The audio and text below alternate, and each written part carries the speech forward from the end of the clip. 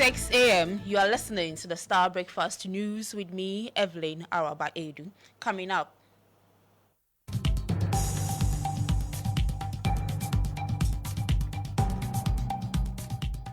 Governing NPP accuses opposition NDC of deliberately trying to destabilize the ongoing limited voter registration exercise following the party's concerns over the capturing of serial numbers on biometric voter registration kits.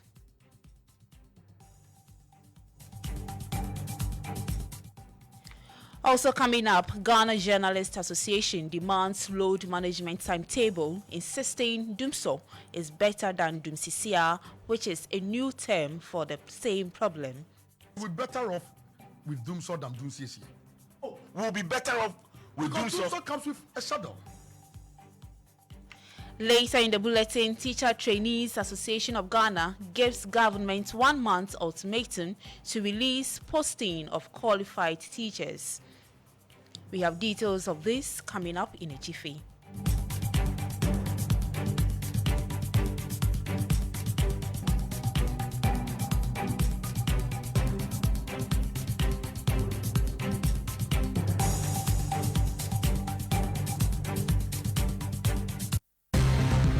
Starr News is coming to you live on Ultimate 106.9 FM in Kumasi, Empire 102.7 FM in Takrady, Zeps 95.9 FM in Zebila, Nissim 100.1 FM in Lamshao, MyStar Radio in the USA. Also live on Facebook on Starr 103.5 FM and on starfm.com.gh around the world.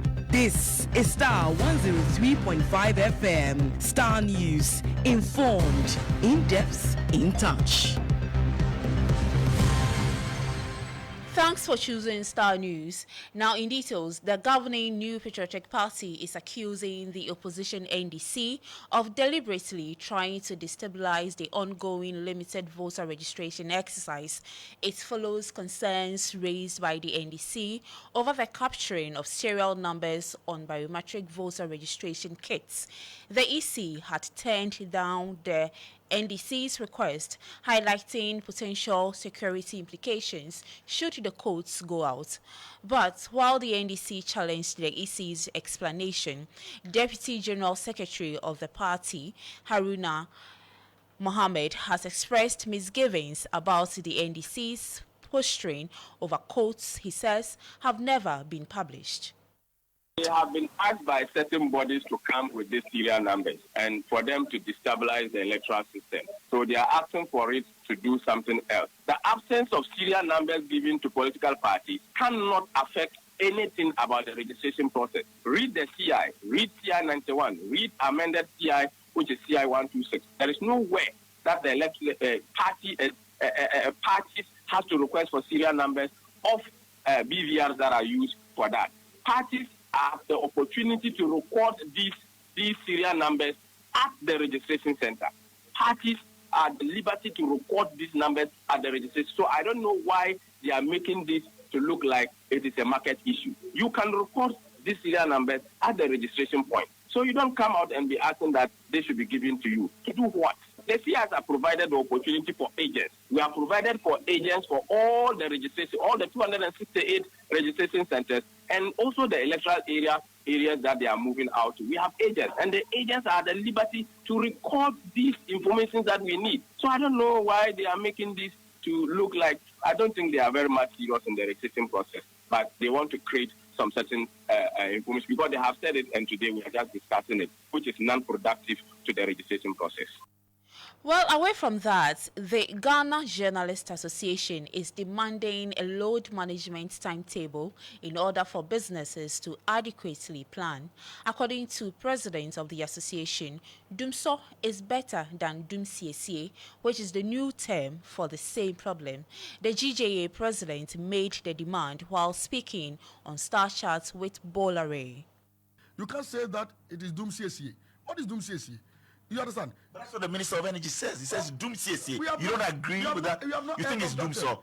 What are we in? He says DUMCCA. They are actually preparing. They are putting it off to make sure. We will be better off with DUMSO than DUMCCA. Oh, we'll be better off Because doom comes with a schedule, comes with timetable. Interesting. And my people from the media perspective who actually appreciate. Look, this is affecting equipment. This is affecting how do we call it? Transmission time and all that. Downtime. Yeah. Sometimes you just be there and assuming that you don't have the capacity. Yes. To no UPS. No UPS to even purchase maybe industrial generators and all that, automatic switches and all that. You will just be there. We go off. How do you serve the people? We serve as the bridge between the government and the governor. And so, as the bridge, we are supposed to be informing the people with the policies.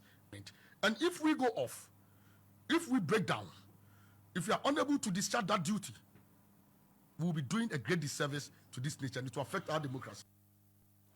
Well, the Koforidua High Court, presided over by Her Ladyship Justice Jennifer Annie Meyers Ahmed, has granted an interrogatory injunction on a total of 860 acres of cocoa farmlands intended for use by the Ghana Armed Forces for the establishment of a military base. The land had been leased to the military by the chiefs of Achema Safo and Chebi. Approximately 40 aggrieved cocoa farmers petitioned various institutions, including Parliament and Cocoa Board, seeking intervention to protect their livelihoods. Head of Cocoa Board's anti-illegal mining unit, Professor Michael Quatin, stressed that the destruction of cocoa farms without Cocoa Board's consent clearly violates the Economic Plant Protection Act 47. Economic Plant Protection Act that was passed in 1979, Act 47, it says no one has the right to destroy any cocoa tree except seeking permission through the sector minister to Cocoa Board. Before Cocoa Board gives you that authority to do so, you have no rights. And so this company or Nananom did not contact Cocoa Board, but in their own way, they gave 860 acres to military for construction of military camp. And some parts were also given to Galamsey operatives. And that is why Cocoa Board, we've sent this case to this court, Koforidua High Court. So that's what the law is saying. So to us, they didn't pass the right channel, and they don't even have that right to destroy. Whether the company has been given, they have also given authority from the government or whosoever. Once they didn't contact Cocoa Board is not aware, and our cocoa farms are on it, they have no right to destroy. So if there are no cocoa farms, then for that one, we don't have any issue with them. But once there are cocoa farms, yes, we say they've violated the law, and the law must take its course. Now, the Teacher Trainees Association of Ghana has issued 4 weeks ultimatum to government to immediately release posting of newly qualified teachers, as it says the delay is affecting the lives of the unposted teachers. The association says despite the teachers completing national service and passing their licensure exams, they remain unposted for the past 5 months, hence the call for over 10,000 of these qualified teachers to be posted. President of the Teacher Trainees Association of Ghana, Jefta Kwame Sifa, spoke to Starr News.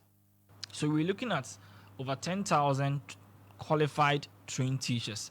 We are using the word qualified trained teachers because a number of them trade in the GTLU you're talking about, which you may have had our reservations, but whichever form it takes, we are classifying those people who have successfully passed the GTLE as qualified trained teachers that we are looking forward to seeing the government or the GES open the portals for them to start applying, and then recruitment will start. What has been the implication this is having, and how long have they stayed home? 4 months? 5 months. 5 months. Sure. Right. 5 to 6 months, sure. The response had been that through GES, they are waiting for clearance from the Ministry of Finance, and we don't know how long it will take for the clearance to be given. And like I was saying, that if things should go the way we are seeing, then it's just like a travesty that undermines the fabric of our education system, because you cannot put people into 4 years of intensive training, let them come and serve the country for 1 year, making 5 years, and still in the 6th year, they should be calling on you for postings to be done, or you should get them jobs for them to do. It's equally like people going through the police and military training school. So we all want the best, and we would believe that maybe by the 1 month or 2 months that we've given them, definitely there will be a development, and not just a mere development or a word. We are really looking forward to seeing them do actions, and that's the portal will be open and we see that the recruitment process has started. But should it not happen, as we speak now, there are several agitations that have been in there. The people that are aggravated about this whole delays and all that, and should it continue to be so, whichever measures that we think that we can also undertake to make our concerns freely expressed, more expressed, to reach to an angle where the government would understand the pain we are going through, we will do it. Because I've been saying that's maybe just as the Bible says that if there is a man to pray, there is a God to answer. Maybe if there is a man to protest, there will be a government to listen.